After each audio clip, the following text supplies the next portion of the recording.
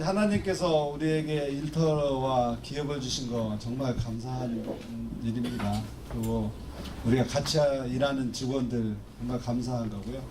또 우리가 아침에 이런 모임 가지는 거 정말 감사한 일이기에 오늘도 그런 감사함을 가지고 시작을 해보도록 하겠습니다. 우리 지난주에 그 공익경영에 대해서 큰 틀을 말씀드렸는데 잠깐 복습을 하고 넘어갈까요? 한 장 더 넘어가시죠. 한 장 더 넘어갑니다. 그 공익경영이라는 것은 결국 공평과 정의에 의한 경영이다. 그래서 법과 원칙을 준수해서 불법이나 편법을 사용하지 않는다. 그래서 하나님의 공의로운 속성 때문이죠. 그 다음에 임직원에 대해서 차별 없는 공평한 대우를 한다. 차별 대우, 평등한 기회 부여, 능력과 성과에 대해서 공정하게 평가하고 보상. 그래서 기회를 공평하게 주는 거지 결과가 공평한 건 아니다. 결과는 그 결과에 따라 성과에 맞게 보상하는 게 공평한 거고 정의로운 거다. 이런 얘기를 말씀드렸습니다. 그 다음에 고객과 협력업체에 대해서 공정한 거래를 한다. 이것도 공평한 기회를 주고 공정한 가격과 이런 뇌물이나 접대를 통해서 차별적인 경쟁이 안 일어나도록 하는 거가 공익경영이라고 설명을 드렸습니다. 넘어가고요. 또 넘어가죠. 지난주 포럼 주제는 회사 이익이 된다면 어느 정도의 불법과 편법은 괜찮다고 생각하는가, 혹시 불법의 유혹이 있다면 무엇인가, 이런 주제로 논의를 했습니다. 오늘은 다음 장. 오늘은 그 사람에 대해서 어떻게 공의로운 경영을 할 건가 하는 주제를 다룰 텐데요. 먼저 오늘 주제 말씀을 같이 봉독하고 시작하도록 하겠습니다. 마태복음 5장 16절 같이 읽겠습니다. 시작.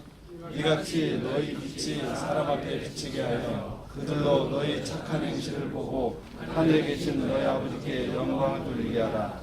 그런즉 너희는 먼저 그의 나라와 그의 의를 구하라. 그리하면 이 모든 것을 너희에게 더하시리라. 인자가 온 것은 섬김을 받으려 함이니라. 도리어 섬기려 하고 자기 목숨을 많은 사람의 대성물로 주려 함이니라. 너는 마땅히 공의만을 따르라. 그리하면 내가 살겠고 내 하나님 여호와께서 내게 주시는 땅을 차지하리라. 아멘.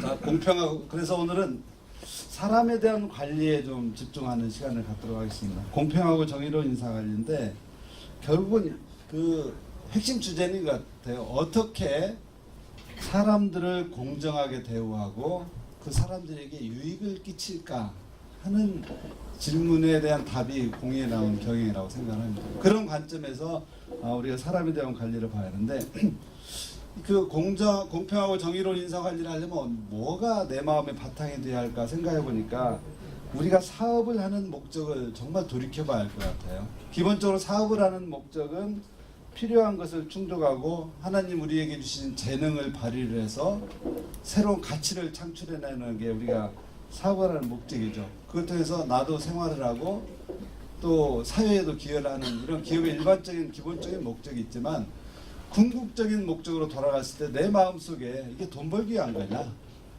정말 하나님 영광을 위한 사명을 위한 거냐라는 근본적인 질문이 항상 필요한 것 같습니다. 돈을 번다라면 나는 내가 돈 많이 벌어서 내 욕심을 채우고 내 만족을 추구해서 결국 내 영광을, 내가 기업을 크게 키웠다, 내가 이렇게 많은 돈을 벌었다 하면서 자기 만족을 추구할 가능성이 있습니다. 그렇지만 사명을 보면 정말 이 기업을 통해서 돈을 벌지만 이웃을 사랑하고 섬김으로써 하나님께 영광을 돌리겠다. 우리 앞에 봤던 말씀대로 세상에 빛이 되어서 하나님 나라의 확장에 기여를 하겠다. 너희는 먼저 그의 나라와 그의 의를 구하라. 그러면 먹을 것, 입을 것 이거 염려하지 말라 그러죠. 그 모든 걸 더하시리라 이렇게 얘기를 했기 때문에 우리 제일 가는 목적이 어디에 있느냐가 결국은 공의로운 인사관리를 하는 기반이 되는 것 같습니다. 만약 내가 정말 돈 벌고 이익을 내는 데만 급급한다면 우리 직원들은 돈을 벌기 위한 수단이자 내 종밖에 안 될 거예요. 그렇지만은 정말 내가 섬겨야 할 이웃이고 사랑해야 할 가족이라고 생각하고 너에게 가까운 이웃이 누구냐? 우리 직원들이라는 거예요.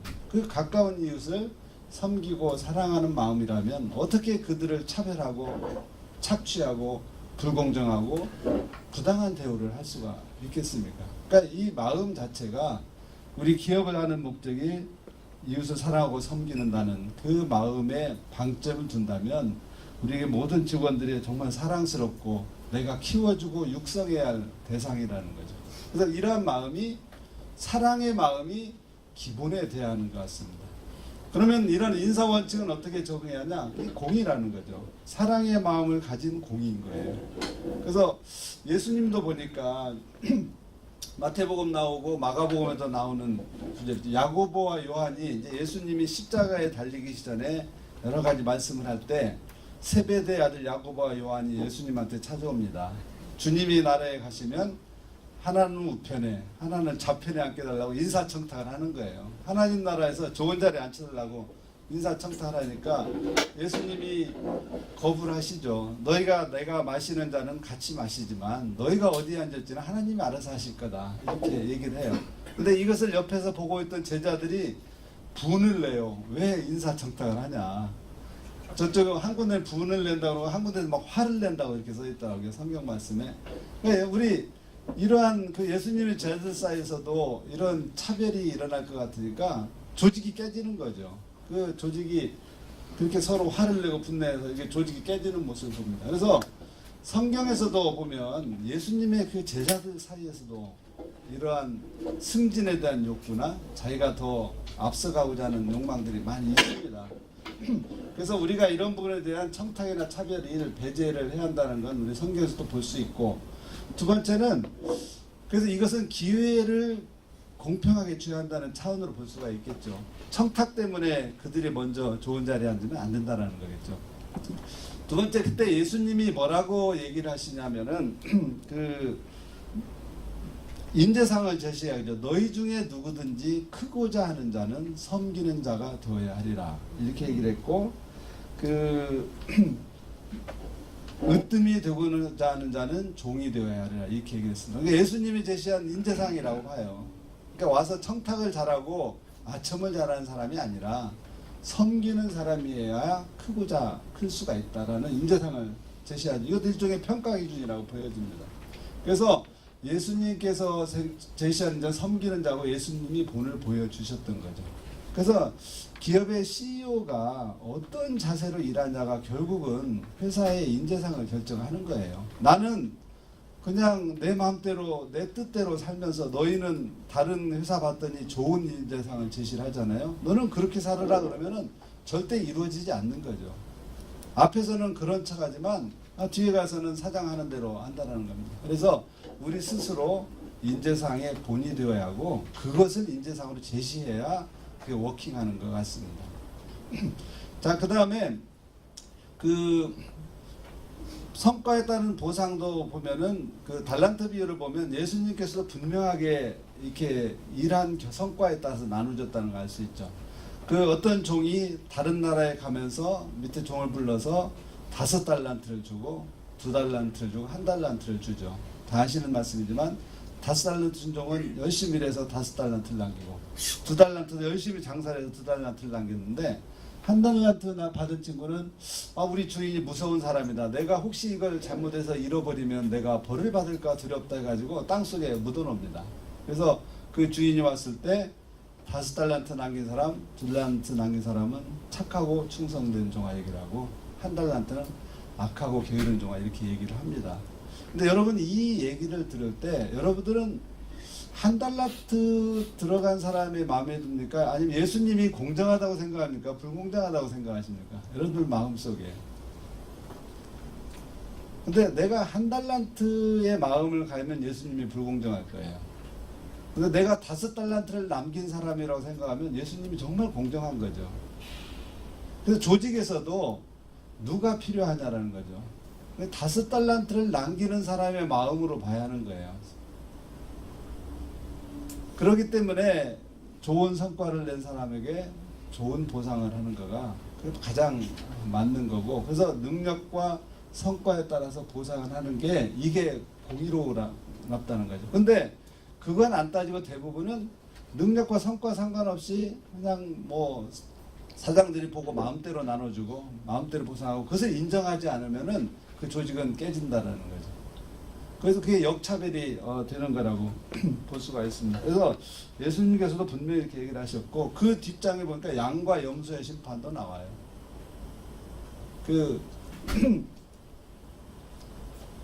가난한 자들, 가질 것이 없는 자들에게 뭔가를 준 사람들은 예수님께 한가다 해가지고 나중에 양의 반열에 들어가고 그걸 안 한 사람들 염소 쪽으로 들어가 심판을 받는 얘기가 나오죠. 결국은 그 예수님이 여러 가지 인재상들을 제시를 하는 거예요. 어떻게 보면 섬기고 남을 돕고 가난한 사람, 뭐 할 수 없는 사람을 돕는 거. 그래서 기업에서도 결국은 이런 성과에 따라서 능력과에 따라서 보상은 하지만 정말 그걸 못 따라가는 사람들이 있어요. 하나님 주신 재능이 부족한 사람들이 있죠. 그래서 우리가 1차적으로 할 것은 그 재능에 따라서 직무는 달란트에 따라서 배치를 하는 거예요. 그 재능에 맞는 자리를 먼저 전환 배치를 해줘서 능력 발휘 기회를 만들어주는 게 중요하고 승진도 재능의 개념으로 봐야 합니다. 공로에 의해서지만은 리더십이라는 재능이 있느냐 어떤 그 능력을 여러 사람을 통해서 발휘할 수 있도록 만드는 힘이 있느냐에 따라 승진이 돼야 하는 거죠. 그래서 이러한 재능에 따라서 전환 배치도 하고 승진도 하지만 그것에서 뒤처지는 사람들이 있어요. 그분들은 우리가 보살펴야 하는 사람들이란 거죠. 그분들에게 기회를 주고 또 성장할 기회를 주고 그렇지만 조직에서 정말 그분들이 역할을 못한다면 정말 다른 조직에서 그 역량을 발휘할 수 있는 기회를 만들어주도록 배려를 또 해야 하는 부분입니다. 그래서 성경의 인사원칙은 무조건 잘해주고 베푸는 게 중요한 겁니다. 우리 크리스찬들이 무조건 잘해주고 베풀면 다 사람들이 따라올 것 같죠? 절대 그렇지 않습니다. 오히려 그게 조직을 다 망가뜨린다는 거죠. 잘하시는 분들은 다 나가요. 그리고 이번에 또 감정에 따라서 기분에 따라서 하면 또 망쳐요. 올해는 기분 좋으니까 야 여름에 어디 뭐 전사원 어디 해외로도 한번 갔다 오자 어디 워크숍 하자 해서 잘 먹고 놀았는데 다음 해에 그거 안 하잖아요. 그러면 또 이게 불만을 느끼는 거죠. 왜 이걸 안 할까? 그래서 무조건 베푸는 게 중요한 게 아니라 원칙과 기준에 의해서 명분에 의해서 모든 게 움직여야 공의로운 경영이 된다. 이렇게 말씀을 드릴 수 있겠습니다. 결국 결론은 인사관리라는 것은 차별 없이 균등하게 기회를 부여를 하는 것가 중요하고요. 그 재능이 다름을 인정하고 그에 맞도록 배치해주고 역할을 부여하는 이런 것들이 정말 중요하다. 그리고 원칙과 어떤 기준과 목표를 가지고 평가하고 공정하게 보상하는 것가 중요하다. 그래서 그렇지만 우리 마음속에 직원들 정말 나하고 같이 일할 수 있도록 일하는 이 직원들이 감사하고 그들도 긍휼히 여는 마음으로 이들이 어떻게 성장하고 이들이 어떻게 육성을 하고 이들이 한 집의 가장인데 어떻게 그 생활이 부족함이 없도록 내가 도와줄까 하는 긍휼의 마음이 바탕을 두면은 우리가 정말 공평하고 정의로운 인사관리가 아닐까 생각을 해봅니다. 다 아시는 말씀이지만 우리가 같이 되새기는 시간으로 가져보도록 했습니다. 그래서 킹덤 컴퍼니는 정말 경영자는 공의롭게 경영을 할 때 바른 사랑과 섬김이 가능하다 이렇게 결론을 짓고요. 자 오늘 포럼 주제는 그 뒷장 보면은 그 우리 회사에서 직원들에 대한 차별이나 공정하지 않은 대우가 있었다면 무엇인가 또 이러한 공평과 정의로운 인사관리 차원에서 볼 때 앞으로 정비해야 할 인사 철학이나 제도는 무엇일까 하는 부분에 대해서 우리 오늘 시간이 많으니까 35분 동안 서로 디스커션을 해보도록 하겠습니다. 자. 안녕하십니까. 사저 임국수입니다. 저희는 오늘 5분이서 나와서 그 인사에 대한 부분에 대해서 같이 이야기를 나눴었는데요. 대표님께서 이제 그 회사에서 여러 가지 일들에 대해서 많은 이야기를 나눠주셨어요. 근데 가장 큰 그 접점은 공정해야 된다.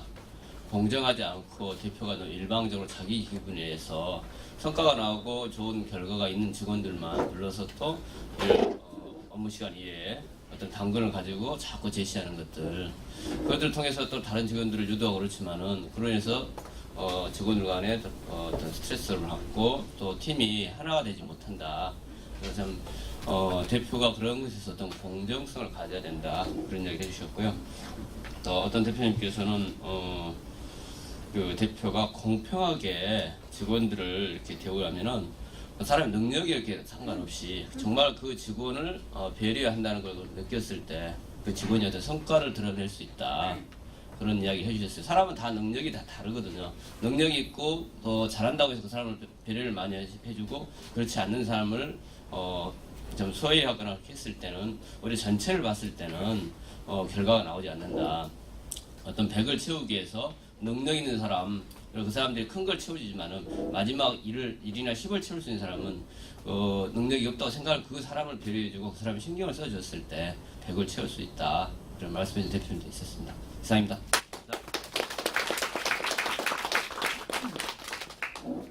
네, 감사합니다. 다음 어디 하시겠어요? 안정모 대표님.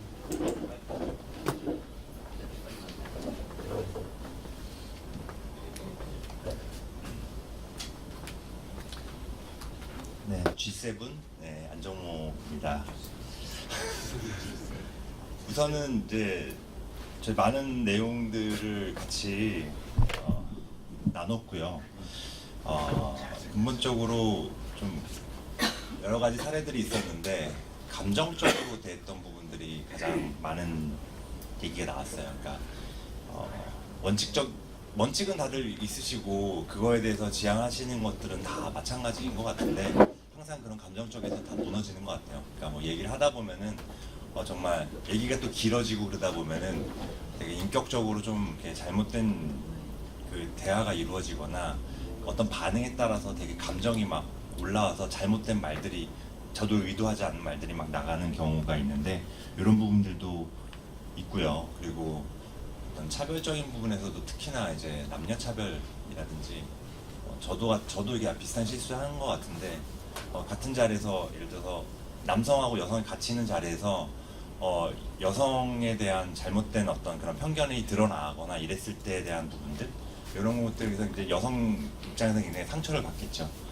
이런 것들을 그 원칙이나 규칙을 잘 세우면은 잘 할 수 있지 않겠는가라는 부분들이고 그걸 항상 이렇게 잘 생각을 하는 부분이고 특히나 저 같은 경우는 그런 문제가 있은 직원을 이제 제 방으로 부를 때 항상 그냥 이렇게 일로 와봐라 이렇게 해서 이렇게 얘기하는 게 아니라 한번 좀 정리를 한번 하기 시작했어요. 그러니까 이제 노트에다가 이 친구가 지금 이런 문제를 일으키는 어떤 원인이라든지 이런 것들 제 나름의 어떤 그런 아까 원칙이나 규칙 말씀드렸는데 그런 거에 따라서 한번 정리를 한번 해보고 차분하게 한번 정리를 한 상태 그리고 정말 더 나아가면 이제 조금 더 이제 심각한 문제라든지 이런 거 있을 때 한번 저도 기도를 하고 하나님께 의를 한번 구한 다음에 만나면 조금 더 약간 감정이 치우치거나 제가 의도치 않은 그런 말들이 나가서 상처를 주거나 하는 일들은 별로 없었던 것 같아요.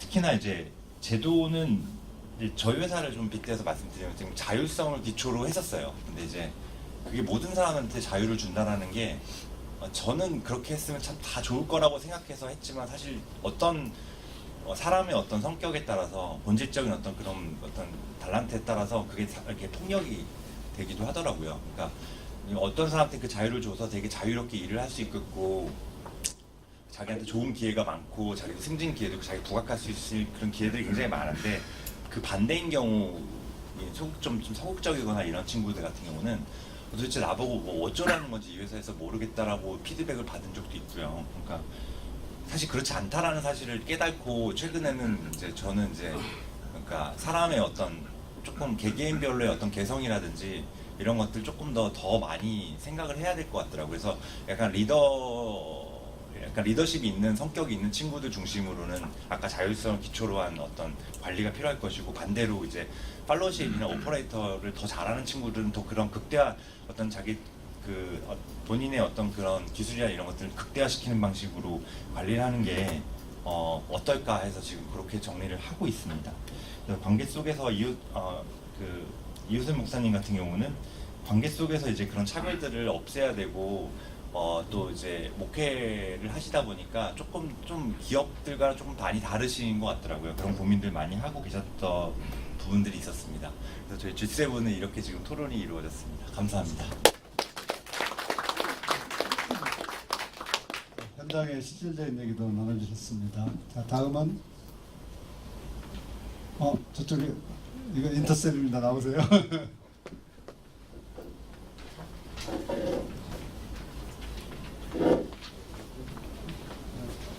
네, 시간을 줄이게 간략하겠습니다. 저희는 G6고요. G6고 꼭 나누고 싶어서 나왔습니다. 저희들이 이제 보니까 어떤 얘기가 나왔었냐면은 CEO 개인에게 호의적인 직원에게 호의를 보이고 또 외모적으로 외관적으로 뭔가 좀 내가 생각하는 깔끔한 사람들한테 호의를 보이고 있는데 결국적으로 일이 나중에 결과를 보니까 어떤 나한테 호의를 보였고 외관적으로 외모적으로 깨끗한 사람보다는 내가 그렇지 않았다고 생각했던 사람이 일에 더 큰 결과를 돌려준 걸 보면서 어떤 외모로 판단하면 결과가 좋지 않을 수 있다, 그런 거에 대해서 한번 언급이 있었고요. 그리고 또 한 이제 뭐가 있었냐면은 뭐냐면은 나는 공평하다고 마음먹고 있었지만은 주관적인 생각을 이미 가지고 있더라. 내가 쟤한테 기회를 주더라도 쟤는 아마 채택을 않을 거라는 생각하에 아예 기회 자체를 주지 못하는 그런 경우가 있었다는 그런 점검도 있었습니다. 그래서 그 모든 것들에 대해서 또 사후 정비해야 할 제도나 태도에 대해서는 어떤 게 있었냐면은 어떤 분 그러신 것 같아요. 어떤 할 때 어떤 과제를 하기 전에 어떤 그분들의 성향을 잘 파악을 해서 그분들의 또 성향을 이렇게 붐업시켜 줄 수 있는, 동기부여할 수 있는 과제를 주었더니 상당히 잘 됐다고 합니다. 근데 그 다음 연도에는 그런 과정을 이렇게 마쳤더니 또 성과가 떨어졌다고 그래서 각 직원들의 성향에 맞는 연구 과제라든가 아니면은 그들을 좀 일으켜 줄 수 있는 뭔가를 자꾸 연구해서 제공해 줘야 되겠다, 그런 얘기가 나왔었고요. 또 하나는 뭐냐면은 이 사람 몇 사람하고 같이 얘기하다 보니까 친밀하지 못한 다른 입장에서 볼 때는 이 사람만 편애하는 것 같다는 생각이 들었었는데 그거를 불식시키기 위해서는 각 직원들마다 개별 면담을 통해서, 개별 상담을 통해서 서로가 가지고 있는 오해들을 풀어주는 작업이 반드시 필요하다. 그리고 또 어떤 지인들을 가급적이면 채용하지 말자. 그 지인들은 외부에서 볼 때는 친하게 지냈지만 실제 와서 일하다 보면은 어떤 트러블도 있을 수 있고, 내부에서 직원이 필요한 거는 나와 협력할 수 있는 사람이 필요하지만은 외부에서 지인을 채택하게 되면은 지인은 어떤 그런 협력 관계보다는 내가 너를 도와줘 라는 생각을 가지고 있기 때문에 어떤 그런 인사 정책에 있어서는 적절치 않더라. 그리고 또 직원의 역량에 따라서 잘 파악을 해서 적재적소에 배치하는 것이 직원들과 생기는 불만들을, 그리고 또 가장 우려하고 있는 인간성과 퍼포먼스의 그런 결합들을 잘 유지하는 데 도움이 되더라, 그런 얘기가 나왔었습니다. 고맙습니다. 감사합니다. 갈수록 구체적이고 실질적인 사례가 나오네요. 시간이 됐으므로 세 그룹 발표만 마치도록 하고요. 여러분들 인사 문제가 가장 어려운 문제라고 생각이 듭니다. 근데 우리가 차별 얘기를 하지만 가장 큰 차별은 편애예요. 그러니까 자기는 차별을 않는다고 생각하지만 누군가를 더 좋아하면 다른 직원들은 다 차별해요. 제가 회사 신우회를 쭉 하는데 신우회 나오는 직원들이 몇 있어요. 다른 사람들은 제가 신우회 나오는 직원들한테 잘해줄 거라고 생각을 하고 오히려 자기들이 불이익을 당하고 있다고 생각하는 걸 제가 발견을 했어요. 그래서 이게 이렇게 편애가 차별을 가져오는구나 하는 그런 사례가 있었고요. 또 하나는 나의 아까 우리 안 대표님의 내 감정, 사실은 아무리 원칙과 기준이 좋아도 감정적인 말 한마디가 다 깨는 거예요. 그래서 정말 말조심해야 한다는 생각이 들고요.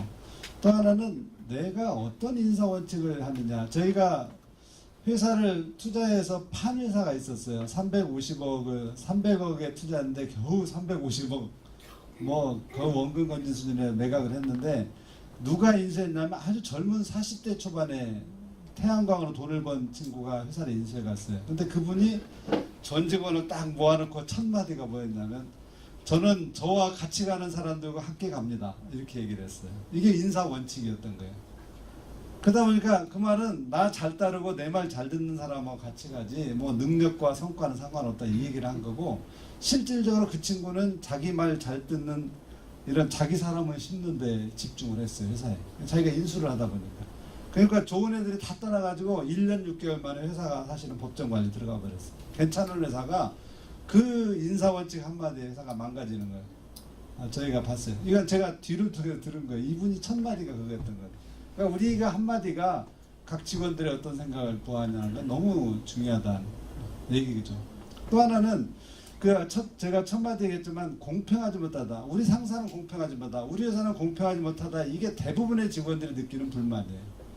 그래서 그거에 대해서는 내 생각과 그분들의 생각이 다르다는 거죠. 그래서 우리 그룹 같은 경우는 그 리더십 체크를 해요. 제가 생각하는 리더십, 직원들이 보는 이렇게 해서 하면은 이렇게 갭이 큰 거예요. 내 생각하고 직원들이 보는 생각 완전히 달라요. 그래서 이걸 어떻게든지 코칭을 받든지 해서 한 번씩은 체크해 볼 필요가 있다. 그래야 직원들이 나를 이렇게 생각하는구나. 내가 이거 잘못하고 있구나 하는 걸 알게 되죠. 그 갭이 줄어들어야 공평한 인사와 성과 보상이 가능하다는 거죠. 또 하나는 우리가 항상 그 원칙을 가지고 공정하게 해야 한다고 생각하지만 직원들하고 사장 생각이 달라요. 왜냐하면 직원들은 아무리 내가 공정하게 보상을 해도 그분들은 자기가 잘한 것만 기억해요. 근데 사장들은 이게 못한 것만 기억을 하는 거야. 그래서 항상 갭이 발생을 해요. 나는 내가 이거 잘했는데 왜 보너스 이거밖에 안 주나. 그렇기 때문에 정확한 원칙과 목표가 제시되지 않으면은 그 갭은 절대 안 줄어들어요. 잘하는 사람 잘 주면은 왜 나 이거밖에 안 주나 이렇게 생각을 하고 또 그래서 그런 것들을 어떻게 취소하냐는 것은 결국 원칙 가지고 목표 가지고 정말 공평하게 그 사람 내가 제대로 받는지에 대해서 여러분들 사실 CEO의 가장 큰 일은 사람 관리가 60%라고 저는 생각을 합니다. 그 사람들이 일을 잘하도록 좋은 사람 뽑아놓고 잘하는 사람 격려해주고 못하는 사람 키워주고 해서 그 사람들이 일하도록 만드는 게 사실은 CEO죠. 물론 작은 기업들은 많이 뛰어야지만 가장 중요한 건 사람 관리라고 생각하기 때문에 여러분들의 시간을 많은 그 부분에 써야 하지 않을까 생각을 하면서 이상 오늘 포럼을 마치도록 하겠습니다. 목사님.